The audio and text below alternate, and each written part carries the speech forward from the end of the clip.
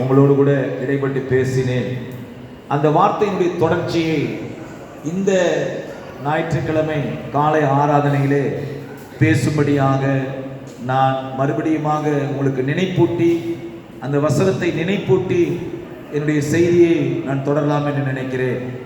ரோமர் 8ஆம் அதிகாரம் 32வது வசனத்தை நான் வாசிக்கிறேன், கவனியுங்கள். தம்முடைய சொந்த குமாரன் என்று பாராமல் நாம் எல்லாருக்காகவும் அவரை ஒப்பு கொடுத்தவர் அவரோடு கூட மற்ற எல்லாவற்றையும் அருளாதிருப்பது எப்படி? அப்ப தேவனுடைய பிள்ளைகளே, ஆண்டவர் தம்முடைய சொந்த குமாரனை நம்ம எல்லாருக்காகவும் ஒப்பு கொடுத்தேன் என்று அவர் சொல்லுகிறதை நாம் பார்க்க முடிகிறது. தேவனுடைய பிள்ளைகளே, இந்த கால வேளையிலே என்னுடைய செய்தியினுடைய தலைப்பு என்னவென்றால், நீங்கள் யாவரும் ஒரு பேனா அல்லது நோட்புக் வைத்திருப்பீர்களானால் அதை நீங்கள் எடுத்து எழுதி கொள்ளுங்கள். என்னுடைய செய்தியினுடைய தலைப்பு என்னவென்றால், எதிர்மறையான சூழ்நிலையிலே இயேசுவை விசுவாசிப்பது. எதிர்மறையான சூழ்நிலையிலே இயேசுவை விசுவாசிப்பது. இந்த தலைப்பிலே தான் நான் இந்த கால வேளையிலே உங்களுக்கு கர்த்தருடைய வார்த்தையை கொண்டு வரவிருக்கிறேன். தேவனுடைய பிள்ளைகளே, விசுவாசம் என்பது ரெண்டு விதமான நிலைமையிலே அந்த வார்த்தையினுடைய கருப்பொருள் அடங்கியிருக்கிறது. ஒன்று, விசுவாசம் என்று சொன்னால் அது நம்பிக்கையாகவும், விசுவாசம் என்று சொன்னால் இயேசுவையே சார்ந்து இருக்கக்கூடிய காரியமாக இருக்கிறது. நான் மறுபடியும் சொல்லுகிறேன், விசுவாசம் என்பது இயேசுவின் மேலே வைத்திருக்கிற நம்பிக்கை குறித்தும், விசுவாசம் என்பது அவரையே சார்ந்திருப்பது. அவரையே சார்ந்திருப்பது. நல்ல கவனித்து பாருங்கள். லூக்கா எழுதின சுவிசேஷத்திலே 1ஆம் அதிகாரத்திலே 29வது வசனத்தை ஒருவர் வாசிப்பீர்களானால், மரியாளுடைய வீட்டுக்குள்ளாக தேவதூதன் வந்து, மரியாளுடைய வீட்டுக்குள்ளாக தேவதூதன் வந்து மரியாளோடு கூட பேசுகிறார். அந்த பேசக்கூடிய வார்த்தைகளே, மரியாள் அந்த தேவதூதன் சொல்லக்கூடிய வார்த்தையை கண்டு பயந்தாள் அப்படின்னு சொல்லப்பட்டிருக்கிறது. அந்த பகுதியை நாம் வாசிக்க கேட்போம். அவளோ அவனை கண்டு தேவதூதனை கண்டு அவன் வார்த்தையினால் கலங்கி இந்த வாழ்த்துதல் எப்படிப்பட்டதோ என்று சிந்தித்துக் கொண்டிருந்தாள். நல்ல கவனிங்க. மரியாளிடத்திலே வந்து விபரீதமான ஒரு காரியத்தை, அதாவது ஏதோ ஒன்று தவறாய் நடக்க போறதை குறித்து தேவதூதன் சொல்லியிருந்தால் மரியாள் கலங்கி பயந்திருக்கலாம். மரியாளிடத்திலே தேவதூதன் சொன்னால் அவன் வாழ்த்தினான் என்றுதான் வேதம் சொல்லுகிறது. மரியாளை வாழ்த்தினான் என்றுதான் சொல்லப்பட்டிருக்கிறது. சில வேளைகளிலே மரியாளை கடவுள் என்று சிலர் பார்க்கிறார்கள். நான் சொல்லுகிறேன், மரியாளை கடவுள் என்று பார்க்க முடியாததற்கு ஒரு ஆதாரம் என்னவென்றால், நல்ல கவனித்து பாருங்கள். தேவதூதன் வாழ்த்தின போது மரியாள் கலங்கி பயந்தாள் அப்படி என்று வேதம் குறிப்பிடுகிறது. மரியாள் கலங்கி பயந்தாள். நான் சொல்லுகிறேன், சராசரியாக மனுஷனுக்கு இருக்கக்கூடிய எல்லா விதமான காரியமும் மரியாளுக்கு இருந்ததாக வேதம் சொல்லுகிறது. தேவனுடைய பிள்ளைகளே, மரியாள் ஒரு பரிசுத்தவாட்டி, மரியாள் ஒரு பரிசுத்தமானவங்க, அதுல எந்தவித மாற்று கருத்தும் இல்லை. அதனால தான் இந்த உலகத்திலே நம்முடைய தேவாதி தேவனும் நம்முடைய ராஜாதி ராஜாவும் அவருடைய கருவறையை அவர்கள் தேர்ந்தெடுத்தார்கள். தேவனுடைய பிள்ளைகளே, அப்படியானால் அதுல எந்த மாற்று கருத்தும் இல்லை. இப்ப நல்ல கவனியுங்கள். நான் சொன்னேன், விசுவாசம் ரெண்டு நிலைப்படும் என்று சொன்னேன். ஒன்று நம்பிக்கை, இன்னொன்று அவரை சார்ந்திருப்பது. அதைத்தான் நான் பேசுகிறேன். நல்ல கவனிங்க. ஒரு முன்னோட்டத்தை சொல்லுகிறேன். இப்ப அது எப்படிப்பட்டதோ என்று அவள் கலங்கி பயந்தாள் என்று சொல்லப்பட்டிருக்கிறது. அடுத்த வார்த்தை சொல்லுகிறது. என்ன சொல்லுகிறது பாருங்க, வாசிங்க. தேவதூதன் அவளை நோக்கி மரியாளே பயப்படாதே நீ தேவனிடத்தில் கிருபை பெற்றாய் இதோ நீ கர்ப்பவதியாகி ஒரு குமாரனை பெறுவாய் அவருக்கு இயேசு என்று பெயரிடுவாயாக அவர் பெரியவராயிருப்பார் உன்னதமானவருடைய குமாரன் என்னப்படுவார் கர்த்தராகிய தேவன் அவருடைய பிதாவாகிய தாவீதின் சிங்காசனத்தை அவருக்கு கொடுப்பார் அவர் யாக்கோபின் குடும்பத்தாரை என்றென்றைக்கும் அரசாளுவார் அவருடைய ராஜ்யத்துக்கு முடிவிராது என்றார். ஆமென். கீழே வாசிங்க தொடர்ந்து. அதற்கு மரியாள் தேவதூதனை நோக்கி இது எப்படி ஆகும்? நல்ல கவனிங்க.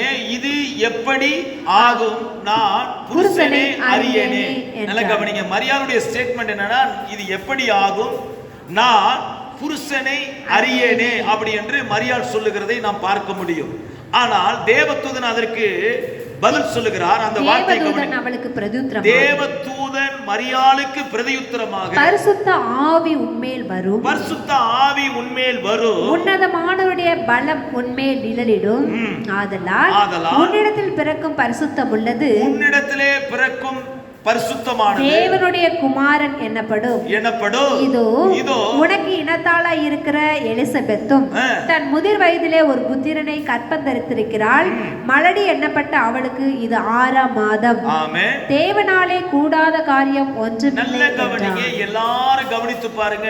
தேவனால் கூடாத காரியம் ஒன்றுமில்லை என்று கபரியேல் தேவதூதன் வந்து மரியாளிடத்திலே சொன்னபோது மரியாள் நான் சொன்னேன் விசுவாசம் 2 நிலைப்படும் என்று சொன்னேன். ஒரு நிலை அவரை நம்புகிறது, இன்னொரு நிலை அவரையே சார்ந்து விடுகிறது.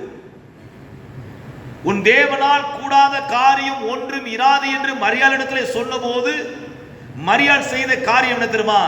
இதோ நான் ஆண்டவருக்கு அப்படியே அவருடைய பாதத்திலே விழுந்து விட்டார்.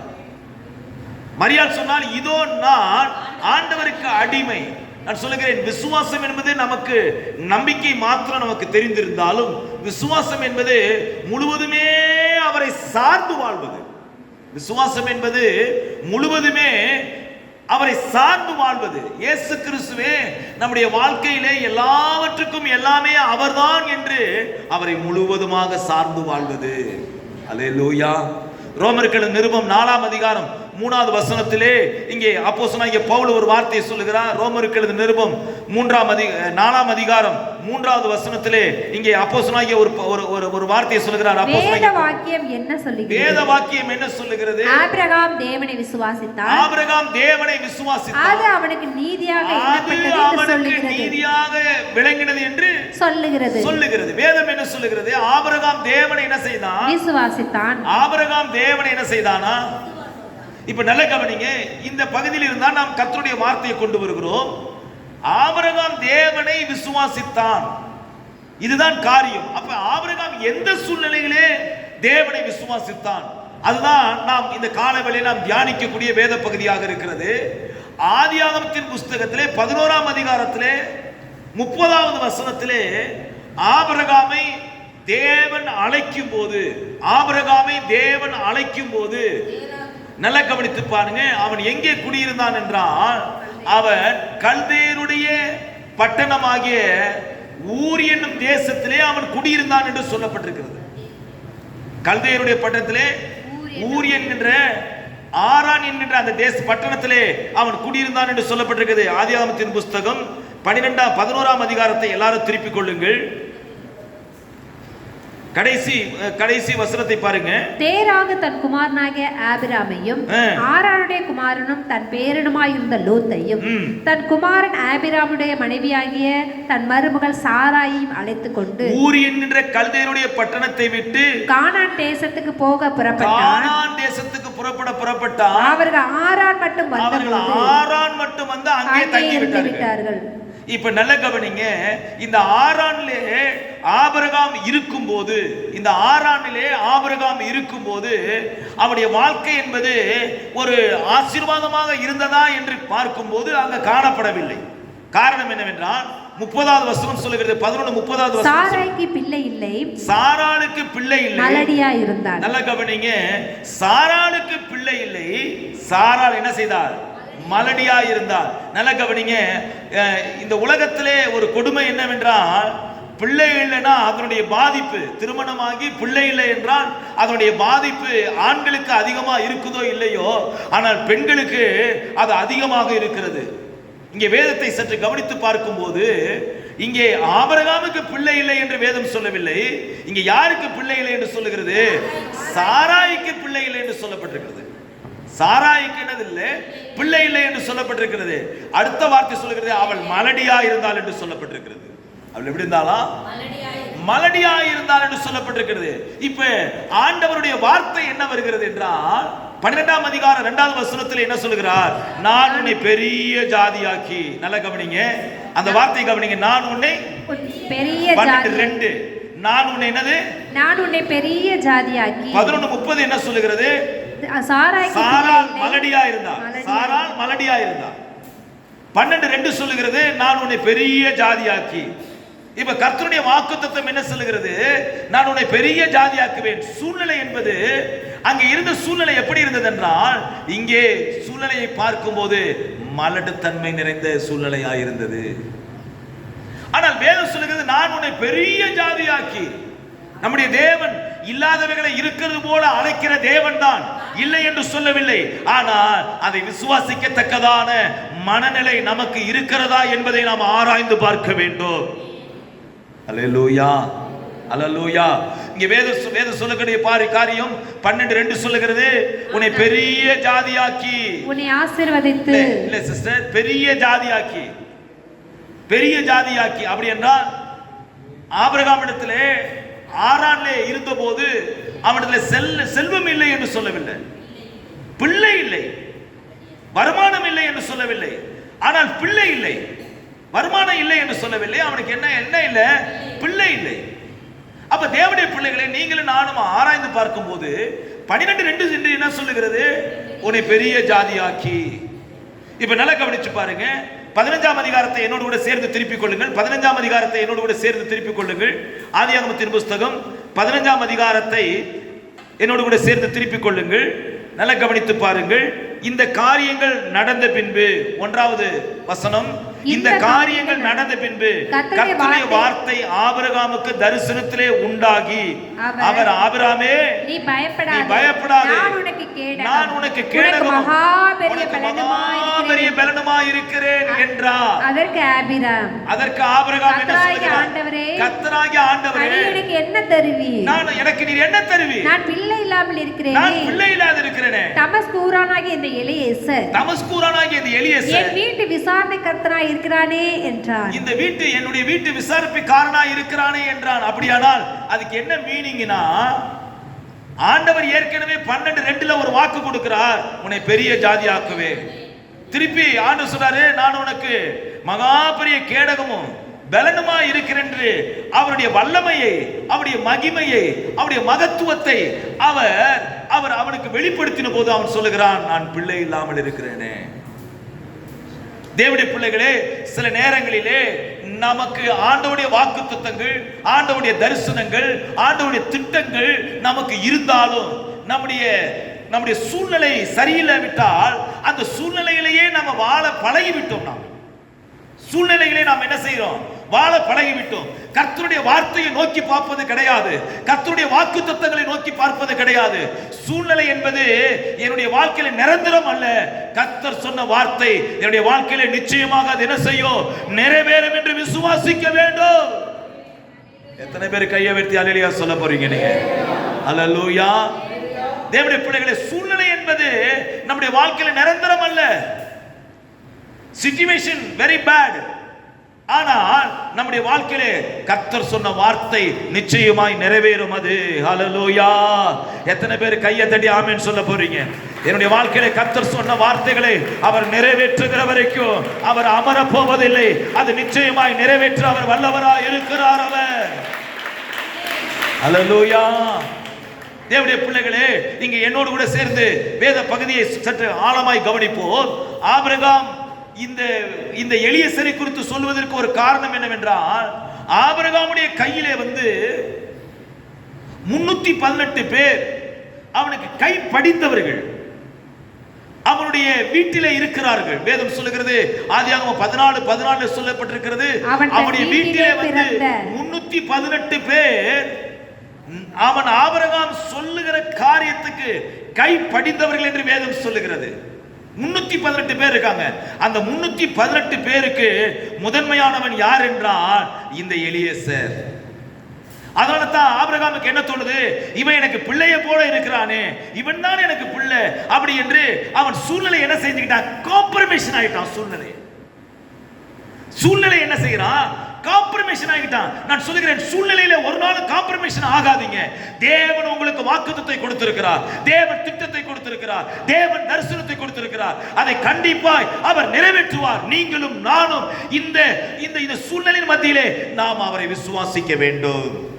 அல்லேலூயா, அல்லேலூயா. தேவனுடைய பிள்ளைகளை சற்று கவனிங்க. இங்கே நடந்த சம்பாஷணையை கவனித்து பாருங்கள் கொஞ்சம். ஆதியாகமத்தின் புஸ்தகம் 15ஆம் அதிகாரம் 5வது வசனத்திலே நல்ல கவனித்து பாருங்கள். அவர் அவனை வெளியே அழைத்து, அந்த வார்த்தை இருக்குதா சிஸ்டர்? அவர் அவனை வெளியே அழைத்து. போதும், நல்லா கவனிங்க. அவர் அவனை வெளியே அழைத்து. இப்ப சூழ்நிலைக்குள்ளாகவே நாம சிக்கி கொண்டுட்டோம். சூழ்நிலைக்குள்ளாகவே என்ன செய்யணும், சிக்கி கொண்டுட்டோம். சில நேரத்தில் நாம் என்னது, நமக்கு ஒரு வாடகை வீடு இருக்கு, அந்த வாடகை வீட்டிலேயே காலம் முடிஞ்சிடும் அப்படின்னு நம்ம நினைத்துக் கொள்கிறோம். சில நேரத்தில் நமக்கு கொஞ்சம் கடன் இருக்கு, இந்த கடன்லயே நம்முடைய வாழ்க்கை என்னது முடிஞ்சு போயிடும். சில நேரத்தில் என் வாழ்க்கை இப்படித்தான் அப்படின்னு நாமளே சூழ்நிலை என்ன செய்கிறோம், ரொம்ப அது சாதகமாக நாம் எடுத்துக்கொள்கிறோம்.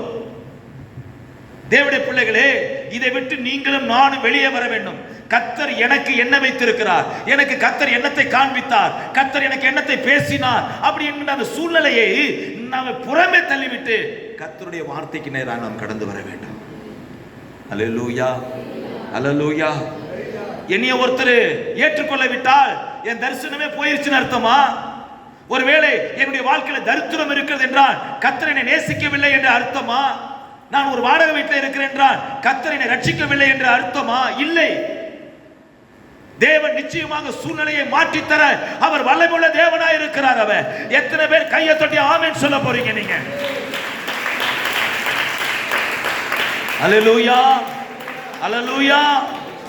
தேவனுடைய பிள்ளைகளே, இங்கே வேதம் சொல்லுது, அவர் அவனை வெளியே அழைத்து. அந்த வார்த்தையை கவனிங்க, எனக்கு ரொம்ப பிடிச்ச வார்த்தை. அவர் அவனை வெளியே, அப்படின்னா அந்த சூழ்நிலையிலே என்ன செஞ்சிட்டான், எலியேசர் ரொம்ப அழகா விசாரிக்கிறாரு, ஆபிரகாம் விசாரிக்கிறாரு, சாராளை விசாரிக்கிறாரு. அந்த 318 பேர்ல இவன் முதன்மையா இருக்கிறான். இந்த 318 பேர் ஒருவேளை வேலைக்காரர்களாவே அவன் பார்வையில, ஆபிரகாமுடைய பார்வையில காணப்பட்டிருக்கலாம். ஆனால் இந்த எலியேசர் மாத்திரம் அதை விட முதன்மையாக ரொம்ப அதிகமாக ரொம்ப கரிசனை உடைய ஒரு பிள்ளையாண்டானாய் அவர் கண்டிருக்கலாம். ஒருவேளை ஆபிரகாமுடைய பார்வையிலே அவன் மேன்மையா இருந்திருக்கலாம். அதனால தான் ஈசாக்குக்கு பெண் பார்ப்பதற்கு இந்த எலியேசரை அவன் அனுப்புகிறான். இந்த எலியேசரை அவன் அனுப்புகிறான். அப்படியானால் எலியேசர் அவனுடைய பகுதியிலே ஒரு ஒரு ஒரு ஒரு ஒரு நல்ல மனிதனாக, ஒரு நல்ல பிள்ளையாண்டானாக காணப்படுகிறார். நான் சொல்லுகிறேன், இந்த சூழ்நிலையை ஆபிரகாம் நோக்கி பார்த்து கொண்டிருந்தான்.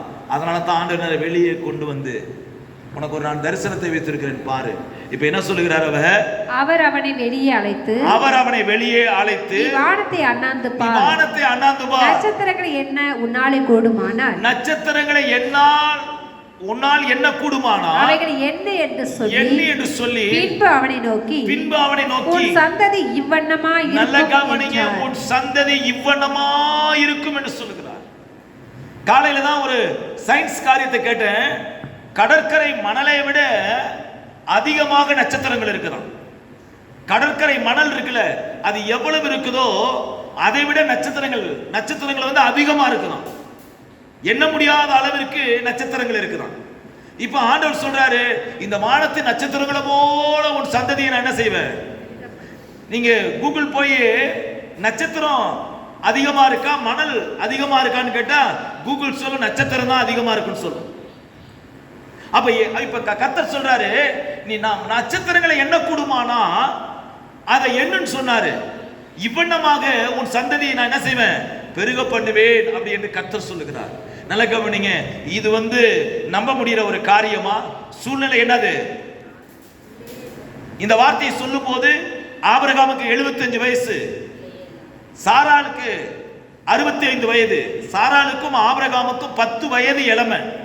சாராளுக்கும் ஆபிரகாமுக்கும் 10 வயது இளமை. நான் சொல்கிறேன், இப்ப கூட நம்ம என்ன சொல்லுகிறோம், பொண்ணுக்கு ஒரு 3 வயசாவது இளமையா இருக்கணும், பையன் ஒரு 3 வயசாவது மூப்பா இருக்கணும் அப்படின்னு நம்ம சொல்றோமே. அதுக்குன்னு 25 வயசு 30 வயசு இளமைய உள்ள பொண்ணை வந்து மூப்புல உள்ள கட்டிடாதீங்க. தேவனுடைய பிள்ளைகளே, அந்த காலத்துல என்னது இப்படிப்பட்ட முறைமைகள் இருந்து இருக்க செய்தது. ஆபிரகாமுக்கும் சாராளுக்கும் 10 வயது இளமையாக இருந்தாள், இளம் வயது உள்ளவளா இருந்தாள். நல்லா கவனிச்சு பாருங்க. ஈசாக்குக்கும் இஸ்மவேலுக்கும் 13 வயசு 2 பேருக்கும் இருந்தது என்று நாம் வேதத்திலே பார்க்க முடியும். இப்ப ஆபிரகாம் இடத்துல கர்த்தர் இந்த வார்த்தையை சொல்லும் போது அவனுக்கு 75 வயது. அவனுக்கு எத்தனை வயது? சாராளுக்கு அப்ப எத்தனை வயது? 65 வயசு. 65 வயசு. இந்த சூழ்நிலை கர்த்தர் சொல்றாரு, வானத்தின் நட்சத்திரங்களை போல உடைய சந்ததியை என்ன செய்வேன். 6வது வசனத்தை எல்லாரும் கண்ணை திறந்து பாருங்களேன். 6வது வசனத்தை நல்ல கவனிங்க. அவன் கர்த்தரை விசுவாசித்தான். போதும். அவன் கர்த்தரை நல்ல கவனிங்க. ரோமர் 4:3 சொல்றாரு. ரோமர் 4:3 நம்ம வாசித்துமே, அதை மறுபடியும் வாசிங்க.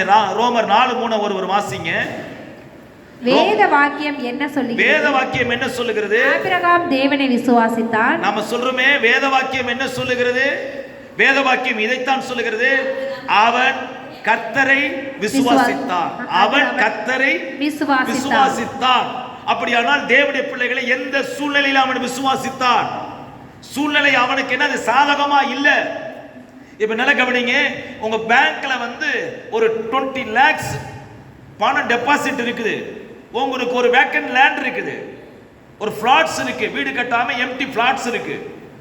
இப்ப ஒரு ஊழியக்கார தலையில கையை வைத்து, மகளே ஆண்டவர் உனக்கு ஒரு வீட்டை கட்டித்தாரேன் அப்படின்னு சொன்னா உடனே நமக்கு என்னது, ஆமா பேங்க்ல இருக்க 20 லட்சம் பணம் இருக்குது, அதை எடுத்து என்ன செஞ்சிடலாம், ஒரு 10% வீட்டை கட்டி முடிச்சிடலாம் அழகா அப்படி என்று என்ன என்னது அல்லேலூயா என்று சொல்ல தோணும். ஆனா பேங்க்ல வந்து ஒத்த ரூபா கிடையாது, ஒரு எம்டி பிளாட் கூட எனக்கு இல்ல. இப்ப கர்த்தர் வந்து ஒரு ஊழியக்கார மூலியமா அல்லது நேரடியா தேவதூதன் மூலியமா அல்லது உங்கள்ட்ட நேரடியா உனக்கு ஒரு வீட்டை கட்டித்தர போற மகளே அப்படின்னு சொன்னா, ஆமா வாங்கின கடனே கொடுக்கிறதுக்கு வேண்டி இல்லை.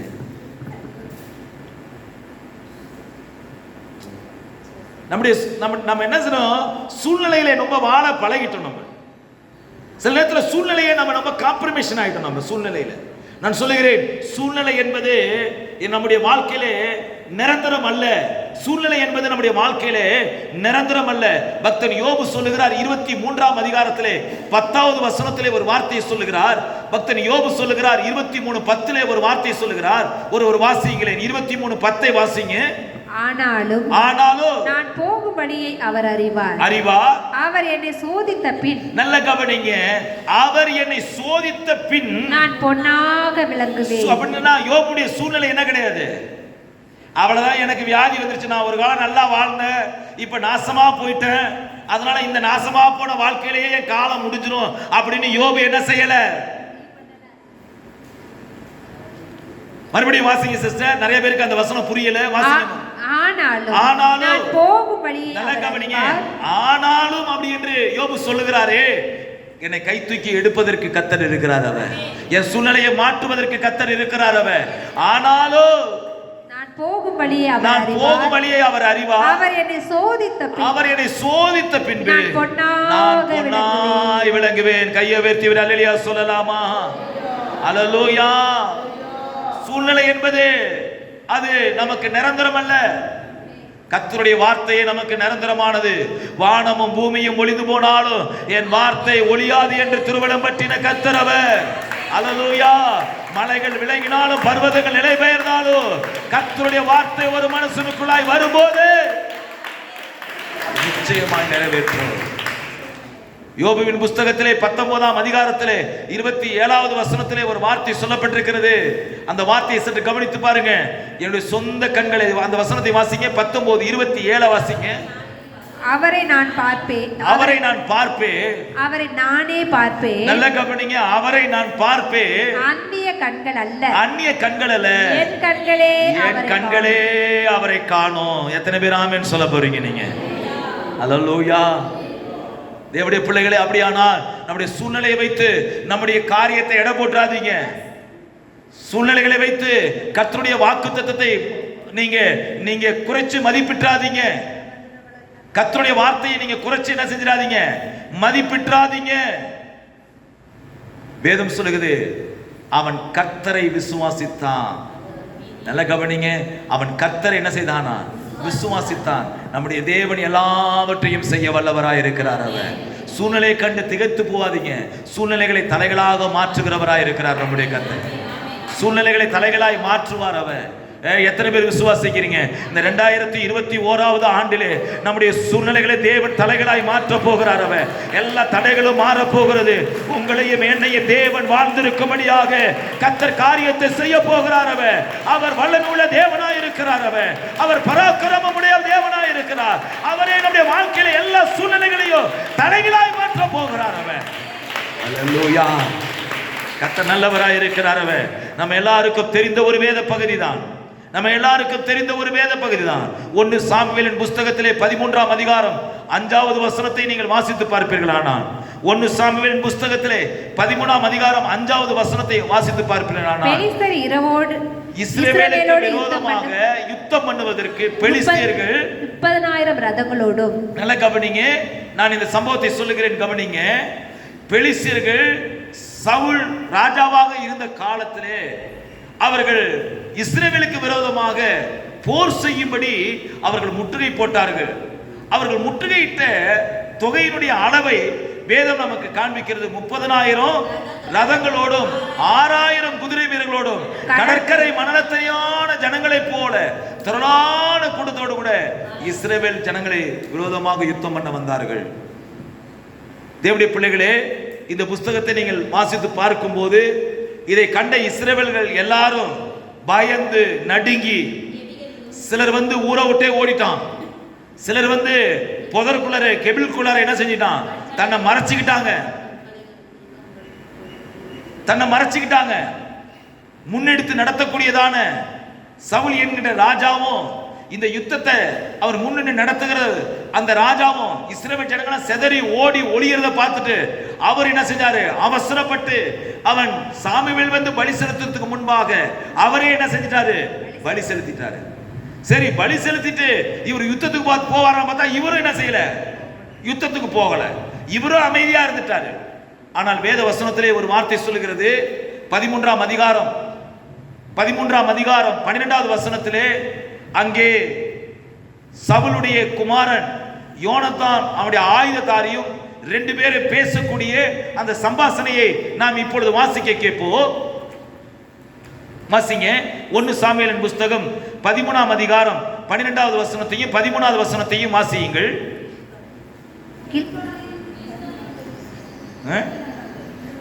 14ஆம் அதிகாரம் 14ஆம் அதிகாரம் 6வது வசனம். 14ஆம் அதிகாரம் 6வது வசனத்தை யோனத்தான் தன் ஆயுததாரியாகிய வாலிபனை நோக்கி, விருத்த சேதனம் இல்லாதவர்களுடைய அந்த தானியத்திற்கு போவோம் வா. நல்ல கவனிங்க. யோனத்தான் தன் ஆயுததாரியாகிய வாலிபனை நோக்கி, விருத்த சேதனம் இல்லாதவருடைய அந்த தானியத்திற்கு போவோம் வா.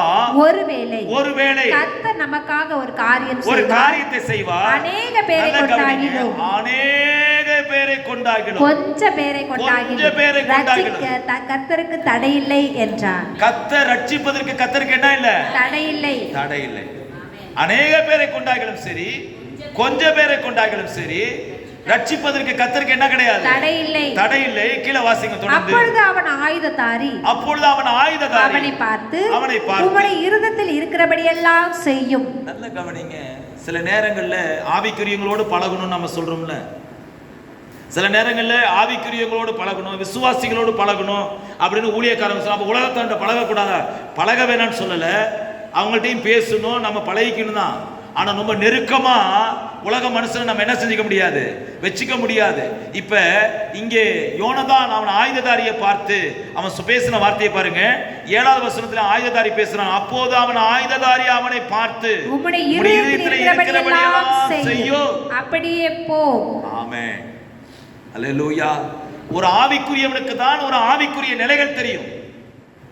நம்முடைய நம்முடைய வாழ்க்கையில சில நேரங்களில் உலக மனுஷர் சொல்லுகிறது, நம்ம வீட்டுக்கு வரான், சிஸ்டர் 3 படியை வீட்டில் கட்டியிருக்கோம், இல்ல 2 படியை கட்டியிருக்கோம். நம்ம வீட்டுக்கு வந்து இந்த 2 படி தான் என்னது கரெக்ட்.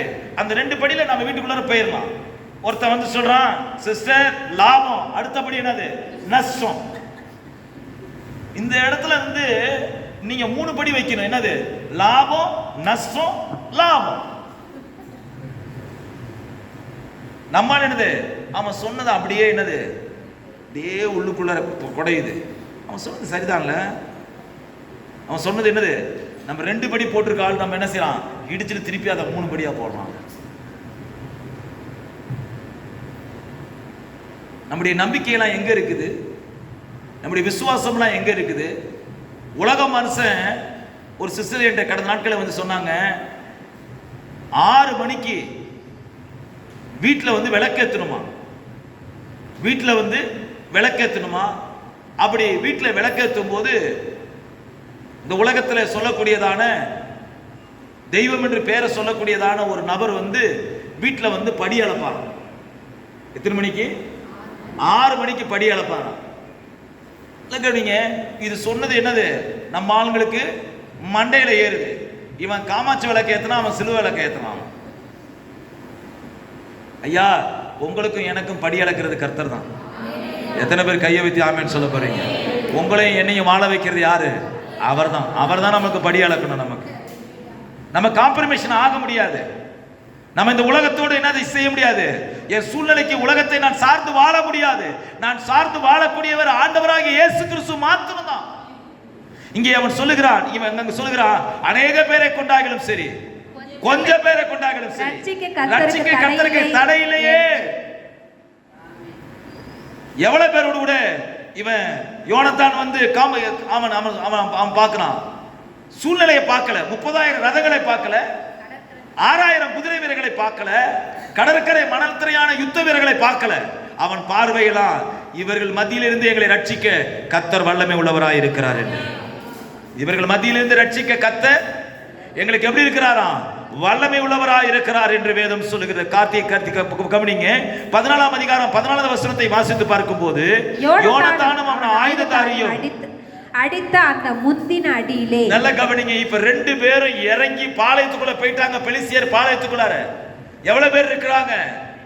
30,000 ரதங்களும் 6,000 குதிரை வீரர்களும் கடற்கரை மணலத்தினான ஜனங்களும் இருக்கிறாங்க. இப்ப இந்த 2 பேரும் ஆயுததாரிய யோனத்தானும் இப்ப உள்ள நுழைஞ்சிட்டாங்க.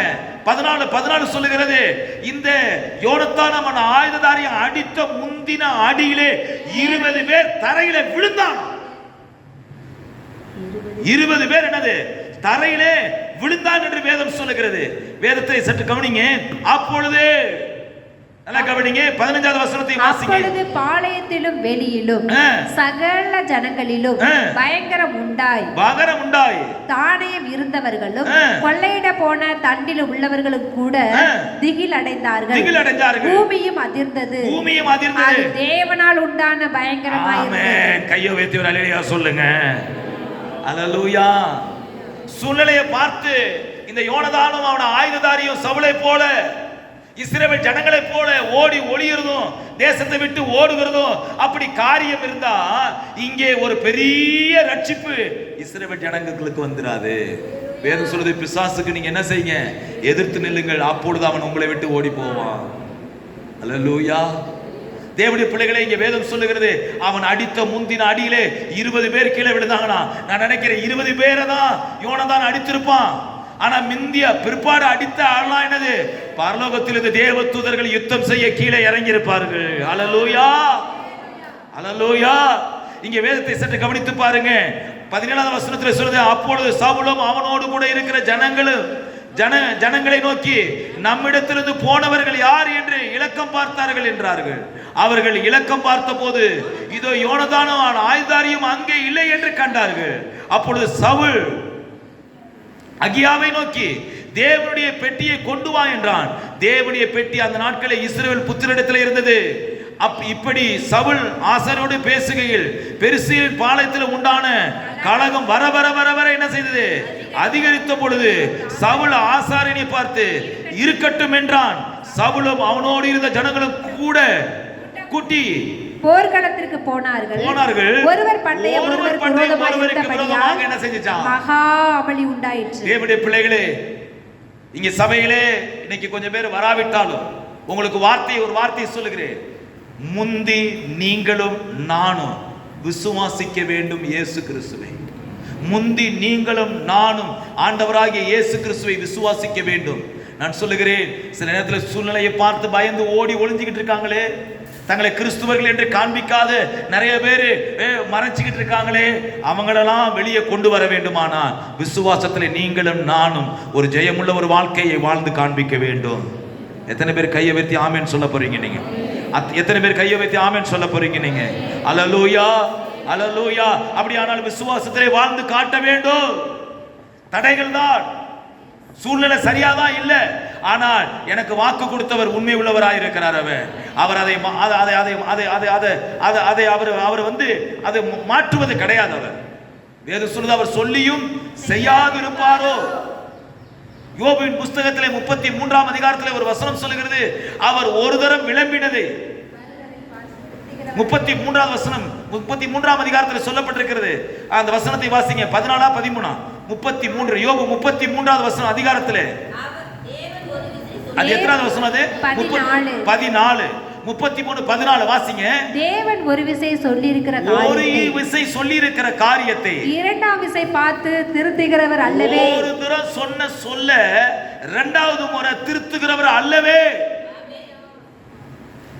இன்னொரு முறை அவர் திருத்துகிறவர். அவர் சொன்னதுதான் அவருடைய வார்த்தை ஆம் என்றும் ஆமென் என்றும் இருக்கிறது. அவர் இன்னொரு வாட்டி என்ன செய்து கிடையாது. திருத்துவர்களை உன்னை வாளாக்காமல் தலையாக்குவேன் சொன்னால் அது அப்படியே ஆகும். உன்னை கீழாக்காமல் மேலாக்குவேன் என்று சொன்னால் அது அப்படியே ஆகும். உன்னை உயர்த்துவேன் என்று சொன்னால் நிச்சயமாய் உயர்த்துவார் அவர். உன் பேரை நான் பெருமைப்படுத்துவேன் என்று சொன்னால் நிச்சயமா நம்முடைய பேர் பெருமைப்படுத்தப்படும். அல்லேலூயா. உனக்கு ஒரு நான் வீட்டை கட்டி தருவேன் என்று சொன்னால் அவர் கட்டி கொடுப்பார். அவர் உன்னை நான் ஆசீர்வதிப்பேன் என்று கர்த்தர் சொல்வார். நம்மளை ஆசீர்வதிப்பார். அவர் மாறுகிறவர் அல்ல. அவர் மனம் மாறுகிறவர் அல்ல. அவர் மனம் மாறுகிறவர் அல்ல. அவர் அவர் அவர் அவர் நம்மை நிச்சயமாக உயர்த்த வல்லமை உள்ளவராய் இருக்கிறார்.